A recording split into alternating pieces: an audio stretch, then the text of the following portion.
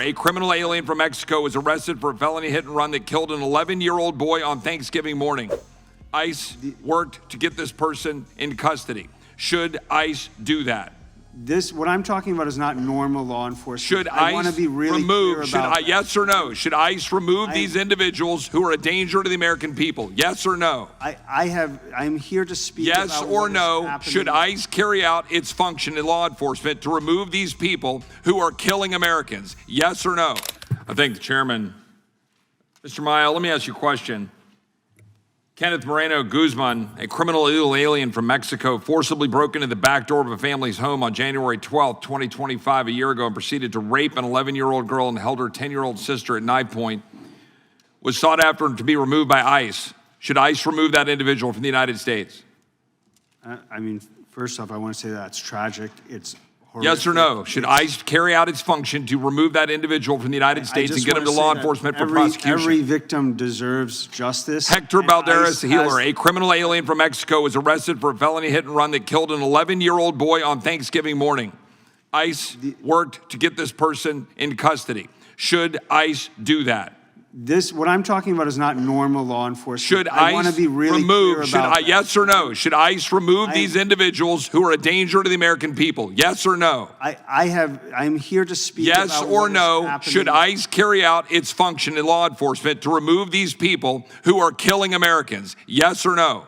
ICE has the ability to do its law enforcement activity. So ICE should carry out its law enforcement function to remove people who are harming the American people, such as the next person, Marvin Fernando Morales Ortiz, a criminal illegal alien from El Salvador, brutally murdered a resident inside his home in Western Virginia, just one day after sanctuary politicians refused to honor the ICE arrest detainer and released him from jail. That's what we've been dealing with. That was the product of the previous administration. Now we're trying to remove dangerous actors, and you all want to turn that into some sort of cause celeb. I'm trying to speak about something that is not normal law. My time, Mr. Mayell. Meanwhile, Mr. Price, in the United Kingdom, do you not have your own level of immigration problems? Yes, sir. Right now, are there not significant impacts by a massive increase in the Islamic population in London and throughout the entire UK? And now, is it not true that there are significant questions about whether the UK will adopt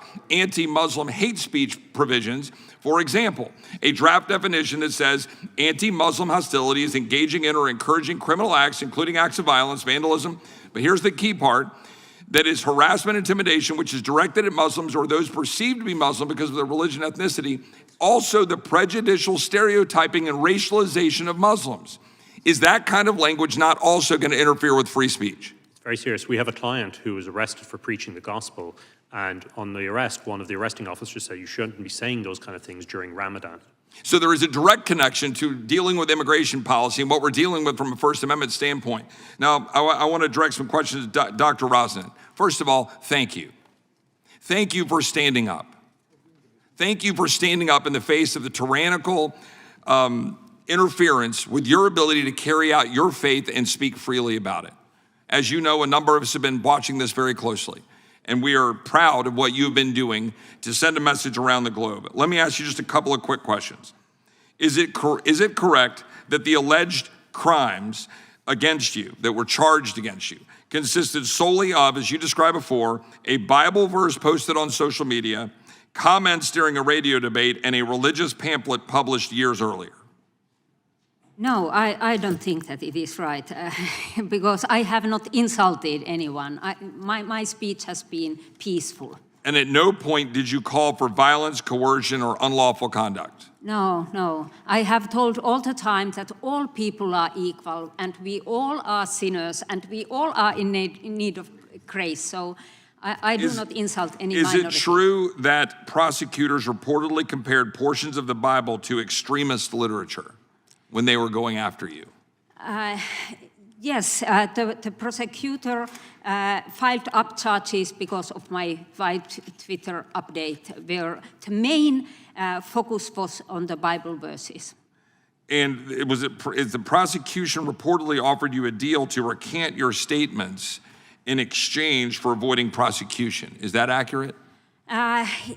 already in the police investigation, the police gave me 2 weeks' time to take away my writings, and I said that I will stand up before these teachings. And my final point is, the trial court unanimously acquitted you, correct?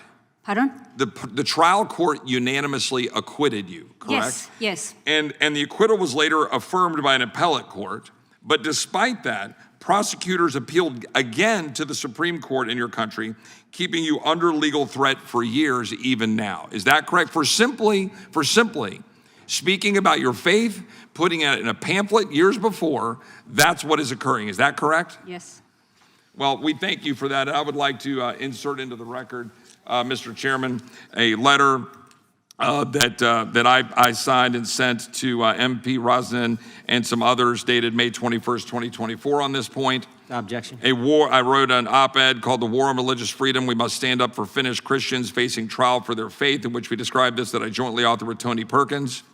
Without objection. I would like to increase also several letters that I could go through one by one, but for the sake of time, I would just like to insert them in group form that are signed by a host of our colleagues that were directed to MP Rosnan about her courage and her faith, letters that we've sent since 2021, 2022, 23, 24, encouraging her and others to stand up, and I'd like to insert those into the record without objection. Without objection. Doctor, God bless you for your courage Thank as well. I think the gentlelady from Washington has a I do. UC. I have a couple of UCs here, Mr. Chairman. The first one is from the New York Times, I believe, about the way in which the Trump administration is smearing and humiliating citizens in order to influence public opinion while sending a warning to other critics to beware of crossing the administration. It's called "They Couldn't Break Me," a protester, the White House, and a doctored photo. without objection. Second one is from, it's from CBS News, titled "ICE Agents Wrongfully Detained U.S. Citizen in Minneapolis for Looking Somali." Without objection. Next one is from the BBC, "New Jersey Mayor Arrested in Protest at Migrant Center." Without objection. And I believe that's it. Thank you. Is it the gentlelady from Vermont or Ms. Scanlon? Gentlelady from Pennsylvania is recognized. Thank you. I understand that our Republican colleagues would prefer to distract and divide with a hearing that completely misses the moment. Just days after armed and masked U.S. agents have shot and killed 2 citizens on the streets of an American city. So it's important that we refocus on the threats to civil rights and liberties that are occurring right here, right now, in America. And I want to thank Mr. Mayell for bringing firsthand testimony to Congress about what is happening on the streets of Minneapolis, because the people of Minneapolis have risen to this moment and understand it better than everyone. The White House has unleashed armed and masked federal agents onto our streets to terrorize our communities. And if you think it doesn't affect you, think again. Masked government agents are kidnapping people on the streets of American cities, citizens and non-citizens alike, breaking into their cars and homes, holding them at gunpoint, raiding homes without warrants in violation of the Fourth Amendment. Government agents are surveilling, threatening, and assaulting Americans when they peacefully observe and protest these actions in violation of the First Amendment. They're detaining children and adults with no criminal records in nightmarish conditions in violation of every standard of human decency. And in the last 28 days, Trump's paramilitary goons have violently and lawlessly shot and killed 2 Americans.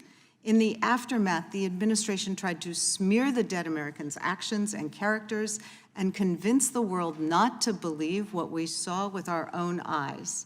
And throughout, our government, not foreign governments, has tried to silence those who expose or criticize those excesses, arresting and threatening elected officials, journalists, and concerned citizens.